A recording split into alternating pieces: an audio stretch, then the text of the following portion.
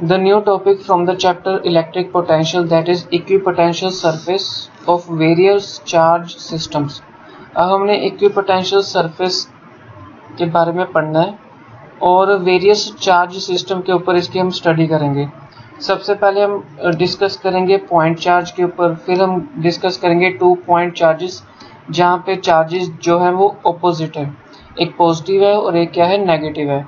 फिर हम डिस्कस करेंगे कि चार्जेस जो है वो सेम चार्जेस है, जैसे positive Q and positive Q. और लास्ट में जो हम डिस्कस करेंगे कि इक्विपोटेंशियल सरफेस की क्या शेप होगी on the uniform electric field. Equipotential surface of various charge distribution में सबसे पहले हम पॉजिटिव पॉइंट चार्ज के बारे में डिस्कस करेंगे।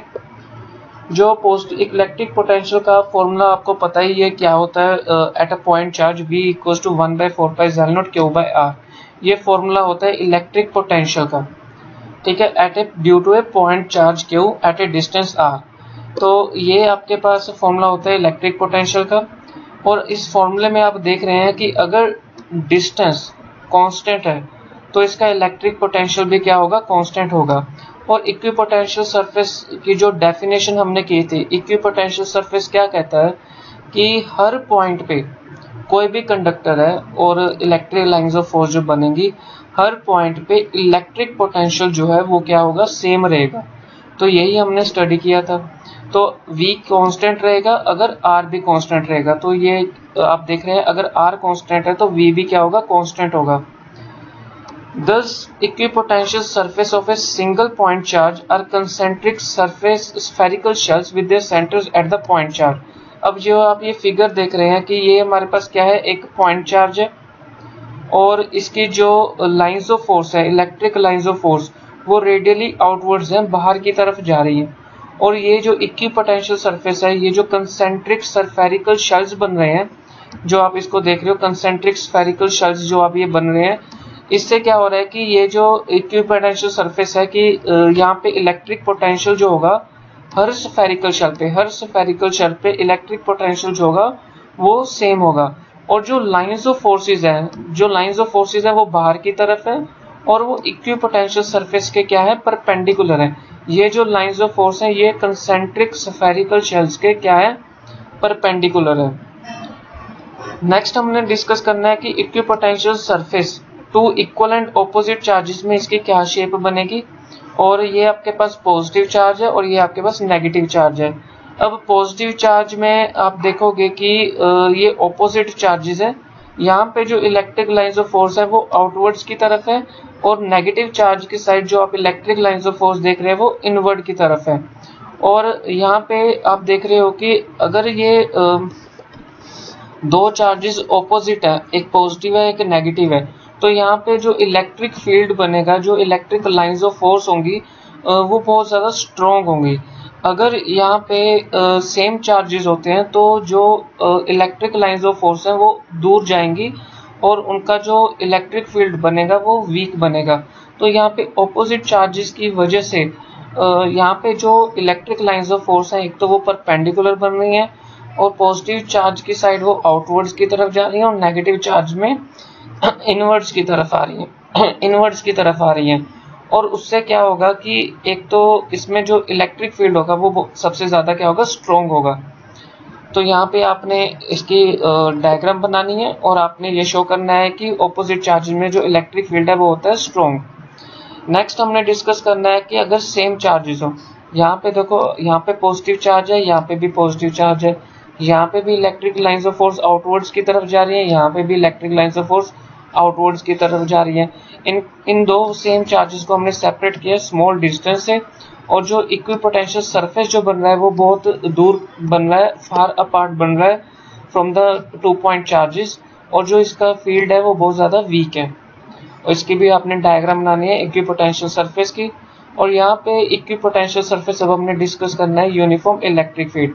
अब ये जो आप देख रहे हो ये कंडक्टर्स हैं, यहाँ पे जो इलेक्ट्रिक लाइंस ऑफ फोर्स है इस कंडक्टर्स के परपेंडिकुलर पास हो रही हैं और ये सारी इलेक्ट्रिक लाइंस ऑफ फोर्स क्या है, एक दूसरे के पैरेलल हैं। These lines of force are parallel straight lines and they are perpendicular to the lines of force.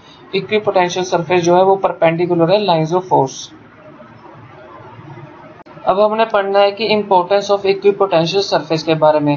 आपने जितना भी देखा है कि जो इक्विपोटेंशियल सरफेस आपने देखी है कि जो इक्विपोटेंशियल सरफेस वो आपको बोथ डायरेक्शन ऑफ मैग्नेट जो इलेक्ट्रिक फील्ड की डायरेक्शन और उसके मैग्नीट्यूड के बारे में पूरी तरह से इंफॉर्मेशन देता है। अब हम हमने ये भी देखा है कि जो इक्विपोटेंशियल सरफेस अगर एक दूसरे के बेहद क्लोज आती हैं तो इलेक्ट्रिक फील्ड जो होता है वो बहुत ज़्यादा स्ट्रॉन्ग होता है। अगर इक्विपोटेंशियल सरफेस एक दूसरे के बहुत दूर जाती हैं, जब पॉजिटिव पॉइंट चार्ज होता है तो इलेक्ट्रिक फील्ड क्या होता है, बहुत ज़्यादा वीक होता है। और जो हमने ये भी देखा है कि जो इक्विपोटेंशियल सरफेस होता है वो electric field means electric lines of force के परपेंडिकुलर होता है। तो हमने चार चीज़ें बहुत ही इंपॉर्टेंट पढ़ी हैं इक्विपोटेंशियल सरफेस के बारे में कि एक तो जो आपको इलेक्ट्रिक फील्ड का डायरेक्शन और उसका मैग्नीट्यूड उसकी पूरी जानकारी देता है। और इक्विपोटेंशियल सरफेस जितना एक दूसरे के क्लोज होती है उतना इलेक्ट्रिक फील्ड भी स्ट्रॉन्ग होता है। और अगर वो इक्विपोटेंशियल सरफेस एक दूसरे से दूर बनती हैं तो उसका इलेक्ट्रिक फील्ड क्या होता है, वीक होता है। हमने ये भी देखा है कि जो इक्विपोटेंशियल सरफेस होता है और जो इलेक्ट्रिक लाइंस ऑफ फोर्स होती हैं ये एक दूसरे के क्या होती है, परपेंडिकुलर होती हैं। अब नेक्स्ट टॉपिक हमने डिस्कस करना है इलेक्ट्रिक पोटेंशियल एनर्जी के बारे में। इलेक्ट्रिक पोटेंशियल एनर्जी क्या होता है कि ये एक ऐसी एनर्जी होती है by the system of charges of their position when two like charges infinite distance apart their potential is zero because no work has to be done in moving a charge from infinite distance from the other but they close to each other। तो जो work done हम इसके ऊपर लगाएंगे against the force of repulsion. तो electrostatic force क्या होती है, एक कंजर्वेटिव फोर्स होती है, वर्क डन जो स्टोर्ड होता है by the potential energy of the two charges.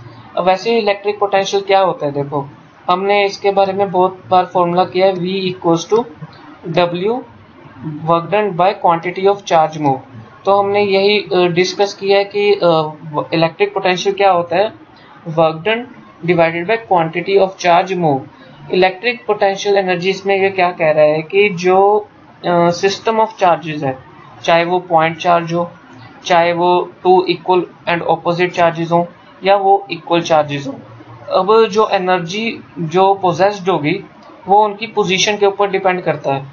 अगर दो सेम चार्जेस एक दूसरे से बहुत ज़्यादा दूर, उनका जो डिस्टेंस है बहुत ज़्यादा है, इनफाइनाइट डिस्टेंस अपार्ट है, अगर दो सेम चार्जेस का डिस्टेंस इनफाइनाइट है तो उसका पोटेंशियल एनर्जी तो ज़ीरो होगा, क्योंकि कोई भी किसी भी तरह का वर्क डन हम नहीं लगा पाएंगे कि इनफाइनाइट डिस्टेंस से आप कैसे एक चार्ज को दूसरे चार्ज के आप करीब लेके आएंगे, तो उसका वर्क डन जो होगा वो ज़ीरो होगा।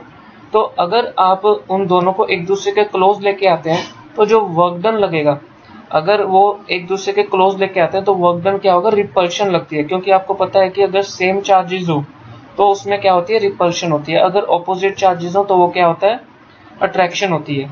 तो इलेक्ट्रोस्टैटिक फोर्स क्या होता है, एक कंजर्वेटिव फोर्स होता है।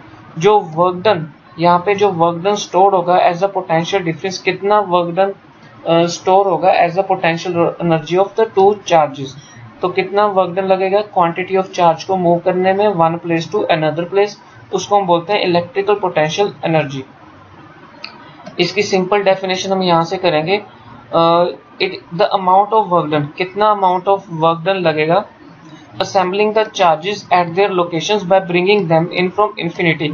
आपने एक चार्ज को इन्फिनिटी से पॉइंट चार्ज की तरफ लेके आना है, और एक इन्फिनिटी पे जो चार्ज है उसको पॉइंट चार्ज पे लाने के लिए कितना वर्क डन लगेगा। बात तो वही आ गई कि V equals to W by Q, ये फॉर्मूले की बात कर रहे हैं कि कितना वर्क डन लगेगा इस चार्ज को इनफाइनाइट से पॉइंट चार्ज की तरफ मूव कराने में, उसको हम बोलते हैं इलेक्ट्रिक पोटेंशियल एनर्जी। अब हमने नेक्स्ट आर्टिकल करना है एक्सप्रेशन आपने बताना है potential energy of a system of 2 point charges and 3 point charges. मतलब आपने एक तो दो पॉइंट चार्जेस का पोटेंशियल एनर्जी बताना है और 3 पॉइंट चार्जेस का पोटेंशियल एनर्जी बताना है, फिर आपने n पॉइंट चार्जेस का भी बताना है। सबसे पहले कह रहा है कि 2 पॉइंट चार्जेस का आप जो है पोटेंशियल एनर्जी बताइए। अब एक पॉइंट चार्ज है आपके पास Q1 जो कि रेस्ट पोजीशन पे है एट P1 पे, it takes no work done in bringing the charge Q1। अब Q1 पे तो कोई वर्क डन नहीं लगेगा, तो यहाँ पे जो वर्क डन होगा वो 0 होगा एट पॉइंट P1 पे। Electric potential due to charge Q1 at point P2। अब यहाँ पे एट पॉइंट P2 पे आपने इलेक्ट्रिक पोटेंशियल कैलकुलेट करना है, और जो P2 पॉइंट पे इलेक्ट्रिक पोटेंशियल जो आपने कैलकुलेट करना है वो चार्ज Q1 की वजह से लग रहा है, और इन दोनों के बीच डिस्टेंस कितना है R12 का। तो V1 क्या हो जाएगा 1/4πε0 Q1, क्योंकि ड्यू टू चार्ज Q1 लग रहा है तो यहाँ पे Q1 लगाएंगे, और डिस्टेंस कितना है इन दोनों के बीच R12, तो हमारे पास V1 जो है वो कैलकुलेट हो गया। अब जो चार्ज Q2 है वो इन्फिनिटी पॉइंट से मूव कर रहा है, यहाँ से ये जो चार्ज Q2 है ये इन्फिनिटी पॉइंट से P2 की तरफ मूव कर रहा है, तो कितना वर्क डन लगेगा। तो V क्या होता है W/Q होता है, V क्या होता है W/Q होता है, ये हम ऑलरेडी फॉर्मूला कर चुके हैं। तो W क्या हो जाएगा Q × V हो जाएगा, तो ये आपके पास V हो गया, ये मल्टीप्लाई Q हो गया। V1 आप ऑलरेडी कैलकुलेट कर चुके हो, और चार्ज जो इन्फिनिटी पॉइंट से P2 की तरफ आना है वो Q2 आना है, तो V1 क्या हो जाएगा 1/4πε0 Q1 Q2/R12। As the work done is stored, कितना वर्क डन स्टोर्ड है एज द पोटेंशियल एनर्जी को हम U के साथ डिनोट करते हैं। मैं पहले भी बता रहा हूँ कि V होता है इलेक्ट्रिक पोटेंशियल, और U जो होता है वो क्या होता है इलेक्ट्रिक पोटेंशियल एनर्जी। तो इलेक्ट्रिक पोटेंशियल एनर्जी क्या होता है Q1 + Q2, क्योंकि Q1 फॉर पॉइंट P1 आ गया, Q2 फॉर पॉइंट P2 आ गया, तो पोटेंशियल एनर्जी क्या हो जाएगा work done for at point P1, और जो वर्क डन लग रहा है एट पॉइंट P2। जो P1 पे वर्क डन लग रहा है वो 0 है, और जो वर्क डन P2 पॉइंट पे लग रहा है 1/4πε0 Q1 Q2/R12। ये हमारे पास जो पोटेंशियल एनर्जी आया है फॉर 2 पॉइंट चार्जेस के लिए आया है। अब हमने पोटेंशियल एनर्जी निकालना है 3 पॉइंट चार्जेस के लिए। जैसे आप फिगर देख रहे हो कि हम जो Q3 चार्ज है ये इन्फिनिटी से P3 पॉइंट पे आ रहा है, ठीक है। ये जो Q3 चार्ज है ये इन्फिनिटी से P3 पॉइंट पे आ रहा है, तो कितना वर्क डन लगेगा अगेंस्ट द फोर्स, मतलब Q1 Q2 पे वो against the work done force लगा रहा है, क्योंकि Q3 पॉइंट को अब हमने P3 पॉइंट पे लेके आना है, जो कि इन्फिनिटी पॉइंट से पॉइंट चार्ज P3 पे लेके आना है, तो कितना वर्क डन लगेगा। और ये जो वर्क डन यहाँ पे लगेगा वो किसके अगेंस्ट लगेगा Q1 और Q2 के अगेंस्ट लगेगा। तो आप देख सकते हैं यहाँ पे उन्होंने यही लाइन लिखी है कि जो वर्क डन लगेगा एट पॉइंट P3 पे मींस W3, तो पोटेंशियल एट पॉइंट P3 वो किसके कारण लगेगा Q1 एंड Q2, और उसको मल्टीप्लाई करेंगे Q3 के साथ। तो potential at point P3 due to Q1, तो पोटेंशियल एट पॉइंट P3 पे आपने कैलकुलेट करना है ड्यू टू Q1। तो V का फॉर्मूला क्या हो जाएगा 1/4πε0 this Q1, due to charge Q1 लग रहा है तो Q1 लिखेंगे, और इसका और P3 तक का डिस्टेंस कितना है R13, ठीक है। यहाँ तक आपको क्लियर है। फिर उसके बाद आपने ड्यू टू चार्ज Q2 निकालना है, तो due to charge Q2 V2 कितना होगा 1/4πε0, तो हम कॉमन ले लेंगे, और ड्यू टू चार्ज Q2 के टाइम हम Q क्या पुट करेंगे Q2 पुट करेंगे, और इनका डिस्टेंस कितना है R23, और इसको मल्टीप्लाई करेंगे Q3 के साथ। फिर इस टर्म को हमने मल्टीप्लाई करना है Q3 के साथ, तो हमारे पास आ जाएगा 1/4πε0 Q1 Q3/R13 plus Q2 Q3/R23। तो इसको मल्टीप्लाई कर देंगे, Q3 को एक बार इसके साथ मल्टीप्लाई कर देंगे, फिर Q3 को Q2 के साथ मल्टीप्लाई कर देंगे। तो हमने पूरा इलेक्ट्रोस्टैटिक पोटेंशियल एनर्जी निकालना है W1, W2 एंड W3। तो W1 आपके पास क्या होगा जो हमने अभी कैलकुलेट किया था वही आपने लिखना है 1/4πε0 Q1 Q2/R12, ये 2 पॉइंट चार्जेस के लिए था। और W2 जो आपके पास आएगा वो ये वाला आएगा Q1 Q3/R13, और जो W3 आएगा Q2 Q3/R23 आएगा। तो ये हमारे पास था 3 पॉइंट चार्जेस के लिए। अगर आपने n पॉइंट चार्जेस के लिए निकालना है तो जो पोटेंशियल एनर्जी आएगा 1/4πε0 तो कॉमन आ जाएगा, इन सब का क्या हो जाएगा समेशन, तो समेशन ऑफ ऑल पेयर्स हम यहाँ पे निकाल देंगे, और यहाँ पे Q1 Q2 जो भी यहाँ पे लिखा है इसको QI लिख देंगे, और ये दूसरे पॉइंट चार्ज के लिए QJ लिख देंगे, और डिस्टेंस जो होगा RIJ होगा, ठीक है। उसके बाद आपने लिखना है कि 1/2 1/4πε0 आपके पास ये आ जाएगा, और फिर आपके पास summation I = 1 n J equal to 1, और I और J के लिए आप अलग अलग निकालोगे तो QIJ बाय RIJ, और यहाँ पे 1/2 के साथ आपने तो n पॉइंट चार्जेस के लिए आपने 1/2 जो है उसको इंट्रोड्यूस करना है, क्योंकि आपने I और J दोनों के लिए आप अलग से कैलकुलेट कर रहे हैं। फिर उसके बाद आपके पास जो नेक्स्ट टॉपिक है that is potential energy in an external field. तो पोटेंशियल एनर्जी होता क्या है, V इक्वल्स टू W/Q, इसका हम ऑलरेडी फॉर्मूला कर चुके हैं। आपने वर्क डन का फॉर्मूला लिखना है Q मल्टीप्लाई V। तो पोटेंशियल इलेक्ट्रिक पोटेंशियल का फॉर्मूला तो यही होता है ना, कितना अमाउंट ऑफ वर्क डन लगेगा, ये आप देख सकते हैं बाय डेफिनेशन कितना अमाउंट ऑफ वर्क डन लगेगा पॉजिटिव चार्ज फ्रॉम इन्फिनिटी से उसको पॉइंट P तक लाने में। तो V क्या होता है, V क्या होता है, W/Q होता है, तो W क्या हो जाएगा, Q मल्टीप्लाई V हो जाएगा। तो वर्क डन जो स्टोर हुआ है in the case of potential energy store हुआ है, ये भी हमें पता है कि वर्क डन जो स्टोर हो रहा है as the potential energy store हो रहा है एज द चार्ज Q, और उनका डिस्टेंस कितना है, R वेक्टर है, जिसको हम पोजीशन वेक्टर बोलते हैं। तो U क्या हो जाएगा, वर्क डन को हम यहाँ पे क्या लिखेंगे, U लिखेंगे। इस W को कहता है ये जो वर्क डन यहाँ पे स्टोर है वो किस फॉर्म में है, पोटेंशियल एनर्जी के स्टोर में है, इलेक्ट्रिक पोटेंशियल एनर्जी के फॉर्म में स्टोर है, और उसका पोजीशन वेक्टर R वेक्टर लगेगा, और यहाँ पे Q V और R वेक्टर लग जाएगा। ठीक है, उसके बाद आपने फॉर्मूला लिखना है पोटेंशियल एनर्जी। ये बहुत ही इंपॉर्टेंट फॉर्मूलेज हैं, इनके बिना न्यूमेरिकल सोल्व नहीं होगा।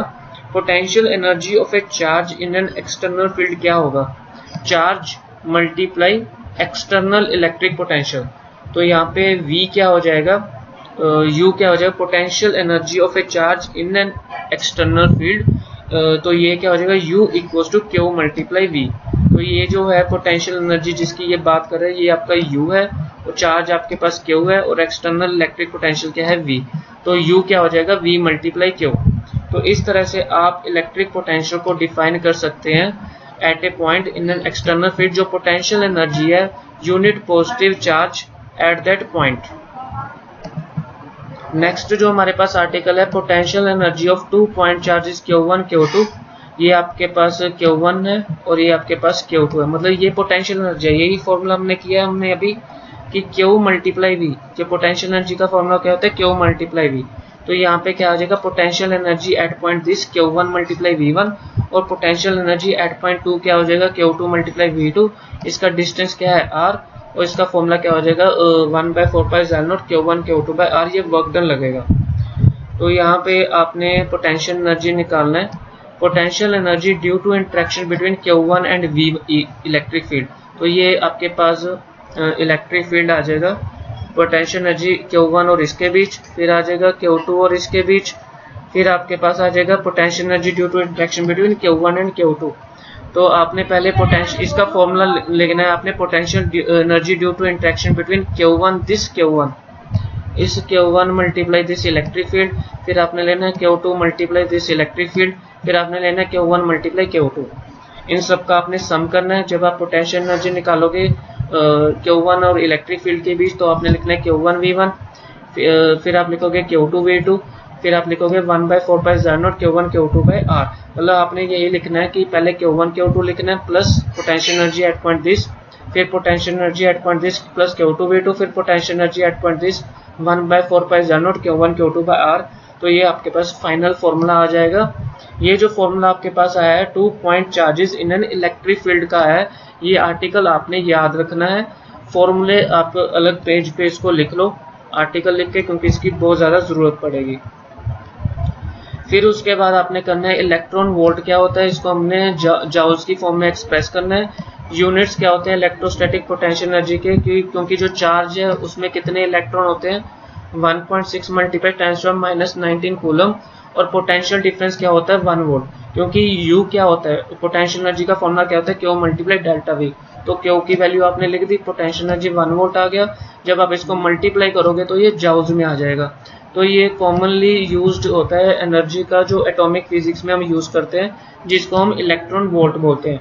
इलेक्ट्रॉन वोल्ट की डेफिनेशन आप यहाँ से भी लिख सकते हो कि जो पोटेंशियल एनर्जी है वो गेन भी हो रही है और लॉस भी हो रही है, और ये जो एनर्जी गेन और लॉस हो रही है, आप इलेक्ट्रॉन को मूव करा रहे हो from infinity to that point, और उसका जो पोटेंशियल डिफरेंस है वो 1 वोल्ट है। तो 1 इलेक्ट्रॉन वोल्ट की डेफिनेशन क्या हो जाएगी, 1.6 multiplied 10⁻⁻19 joules. Next article is potential energy of a dipole in a uniform electric field. अब हमने potential energy of a dipole निकालना। डाइपोल क्या होता है, जैसे दो पॉइंट चार्जेस हैं, एक पॉजिटिव है क्यू, एक पॉजिटिव क्यू चार्ज है, एक माइनस क्यू चार्ज है, उन दोनों के बीच डिस्टेंस क्या है, आर है। और ये जो प्रोसेस होगा, जो इलेक्ट्रिक लाइंस ऑफ फोर्स बनेगी, ये अट्रैक्शन होगी, इसको हम डाइपोल बोलते हैं। तो पोटेंशियल एनर्जी ऑफ डाइपोल हम कैसे इसको करेंगे, डेरिवेशन इस आर्टिकल को कैसे करना है।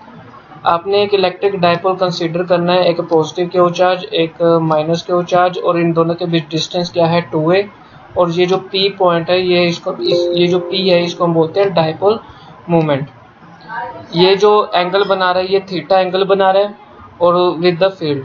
तो टू इक्वलेंट ऑपोजिट फोर्सेस लग रहे हैं, एक आपके पास पॉजिटिव क्यू हुई फोर्स लग रहा है, एक आपके पास यहाँ पे माइनस क्यू हुई फोर्स लग रहा है। क्योंकि जो पॉजिटिव माइनस क्यू चार्ज है, यहाँ पे जो इलेक्ट्रिक लाइंस ऑफ फोर्स है, ये इक्विपोटेंशियल सरफेस का परपेंडिकुलर होता है। ये जो electric lines of force parallel बन रही हैं, ये जो parallel electric lines of force बन रही हैं, ये इक्विपोटेंशियल सरफेस के परपेंडिकुलर होती हैं। तो हम यहाँ पे टॉर्क का फॉर्मूला क्या लिखेंगे, टॉर्क होता क्या है, Q E multiply 2a sine theta. तो ये आपके पास फॉर्मूला होता है Q E 2a sine theta. Q means charge होता है और ई क्या होता है, इलेक्ट्रिक फील्ड, और 2a साइन थीटा जो डिस्टेंस है 2a, और जो यहाँ पे एंगल बन रहा है, यहाँ पे 2a साइन थीटा एंगल बन रहा है। और क्यू ई क्या होता है, डाइपोल मोमेंट, सॉरी क्यू और 2a, क्यू मल्टीप्लाई 2a क्या होता है, P E sine theta.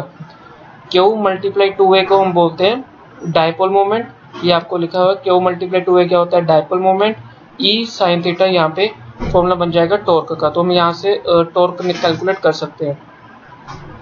If the dipole is rotated through a small angle D theta, अगर ये डाइपोल आप रोटेट करो और उसका स्मॉल एंगल क्या होगा, डी थीटा होगा, तो टॉर्क कैसे एक्ट करेगा, small amount of work done का फॉर्मूला क्या होगा, D W equals to torque D theta. तो वर्क डन क्या होता है, फोर्स इनटू डिस्टेंस होता है, लेकिन हम जब एंगल की बात करते हैं तो ये लगता है torque into D theta. Torque क्या होता है, P E sine theta into D theta. और अगर हमने यहाँ पे small amount of work done था, अब हमने टोटल वर्क डन निकालना है। टोटल वर्क डन निकालने के लिए हम इसका इंटेग्रेट करेंगे θ1 से लेके θ2 तक, और पी ई साइन थीटा का इंटेग्रल करेंगे। तो पी ई तो कांस्टेंट टर्म है, वो बाहर आ जाएगी। साइन थीटा का इंटेग्रल क्या होता है, माइनस कोस थीटा, और θ1 से θ2 तक हमने इसको इंटेग्रल करना है। जब आप इसका इंटेग्रल कर देते हैं तो इसको स्क्वायर ब्रैकेट में लिखते हैं और θ1 θ2 बाहर आता है। फिर आपने क्या करना है, θ2 को पहले यहाँ पे थीटा में सब्सटीट्यूट करना है, माइनस फिर θ1 को थीटा में सब्सटीट्यूट करना है।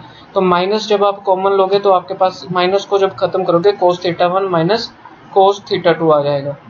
तो पोटेंशियल एनर्जी क्या होगा हमारे पास, work done stored as potential energy U equals to P E cos θ1 minus cos θ2। If initially the dipole is perpendicular to the direction of field, अगर डाइपोल, ये जो डाइपोल मोमेंट था P, अगर वो इलेक्ट्रिक फील्ड के perpendicular है तो हम इसको कैसे लिखेंगे। तो आपने क्या करना है, पी ई, तो यहाँ पे θ1 जो होगा वो cos 90 होगा, माइनस θ2 को आपने थीटा सब्सटीट्यूट करना है। ये कौन सा केस आपने करना है, ये केस तब होगा जब परपेंडिकुलर की बात होगी, कि जो डाइपोल मोमेंट है वो इलेक्ट्रिक फील्ड के परपेंडिकुलर है। तो एक θ1 को 90 डिग्री आप करोगे और θ2 को थीटा सब्सटीट्यूट करोगे, तो आपके पास आ जाएगा U equal to minus P E cos theta. और जब आप एंगल को खत्म करोगे तो वेक्टर की फॉर्म में जब आप लिखना है तो एंगल आपका यहाँ पे खत्म हो जाएगा, P के ऊपर वेक्टर आ जाएगा और E के ऊपर वेक्टर आ जाएगा। तो ये हमारे पास था डाइपोल मोमेंट। अब हमने न्यूमेरिकल्स डिस्कस करने हैं। न्यूमेरिकल्स डिस्कस करने के लिए सबसे पहले हम फॉर्मूलाज देखेंगे। 2 पॉइंट चार्जेस पे पोटेंशियल एनर्जी का फॉर्मूला क्या होता है, 1/4π0 Q1 Q2/R12। और n पॉइंट चार्जेस के लिए हमने फॉर्मूला किया था summation of all parts Qj के R j के। और डाइपोल मोमेंट का जो हमने फॉर्मूला किया था अभी किया है, माइनस पी ई कोस θ2 माइनस कोस θ1। अगर आपने यहाँ पे माइनस खत्म करना है तो यहाँ पे आ जाएगा कोस θ1 माइनस कोस θ2। अगर वो परपेंडिकुलर की कंडीशन है तो minus P E cos theta है, हमने वेक्टर फॉर्म में लिखना है तो एंगल खत्म हो जाएगा, P के ऊपर वेक्टर आ जाएगा और E के ऊपर वेक्टर आ जाएगा। तो इस तरह से आप कर सकते हो। ये कंडीशन थी परपेंडिकुलर की, अब ये कंडीशन है पैरेलल की। अगर पैरेलल की कंडीशन है तो यहाँ पे क्या आ जाएगा, फॉर्मूला होगा Pe1 माइनस कोस थीटा। तो ये फॉर्मूला होगा Pe1 माइनस कोस थीटा। तो 1 इलेक्ट्रॉन वोल्ट का यहाँ पे यूनिट्स होते हैं 1.6 × 10⁻⁹ कूलम और एक होते हैं 1 मेगा इलेक्ट्रॉन।